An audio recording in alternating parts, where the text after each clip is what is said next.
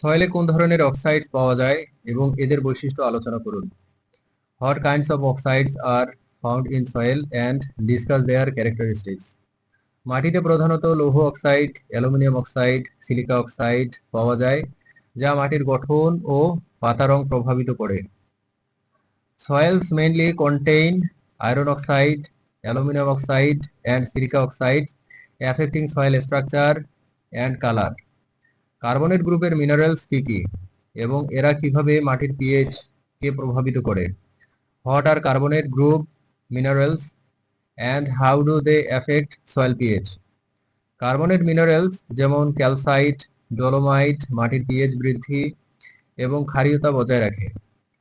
Carbonate minerals like calcite and dolomite increase soil pH and maintain alkalinity.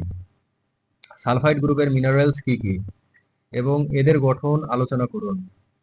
What are sulfide group minerals and discuss their structure. Sulphide minerals হলো pyrite ও অন্যান্য sulphide যৌগ যা রাসায়নিক প্রক্রিয়ায় ভূমিকা রাখে। Sulphide minerals such as pyrite and other sulfide compounds play a role in chemical processes. Phosphate গ্রুপের minerals কি কি এবং এরা কিভাবে উদ্ভিদের জন্য ফসফরাস সরবরাহ করে? What are phosphate group minerals and how do they supply phosphorus to plants? Appetite প্রধান ফসফেট মিনারেল যা ধীরে ধীরে ফসফরাস মুক্তি দিয়ে পুষ্টি প্রদান করে। Appetite is the primary phosphate mineral releasing phosphorus slowly for plant nutrition.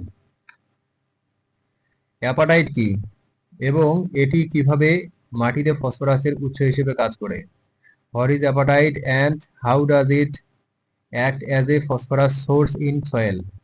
Appetite একটি ফসফেট খনিজ যা মাটিতে দীর্ঘমেয়াদী ফসফরাস সরবরাহ করে। Appetite is a phosphate mineral providing long-term phosphorus supply in soil. কোয়াটেজ কিভাবে সয়েলে জমা হয় এবং এর বৈশিষ্ট্য আলোচনা করুন। How does quartz accumulate in soil and discuss its characteristics. কোয়াটেজ আবহাওয়া ও ক্ষয়ে থাকে যা কঠিন ও রাসায়নিকভাবে স্থিতিশীল। Quartz accumulates through weathering and is hard and chemically stable. সয়েলের টেক্সচার কি এবং এটি কিভাবে মাটির পানি ধারণ ক্ষমতাকে প্রভাবিত করে? What is soil texture and how does it affect soil water retention? Texture হলো মাটির কণার আকার ভিত্তিক শ্রেণীবিন্যাস যা পানি ধারণ ও বায়ু চলাচলে প্রভাব ফেলে।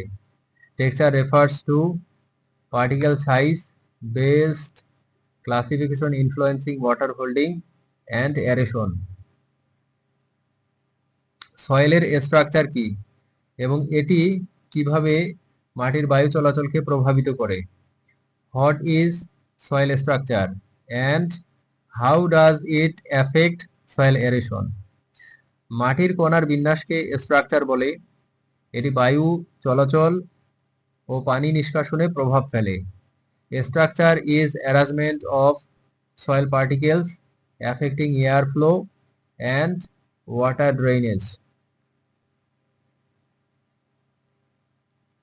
সয়েলের পানি ধারণ ক্ষমতা কিভাবে বৃদ্ধি করা যায় এবং এর উপায়গুলো কি কি?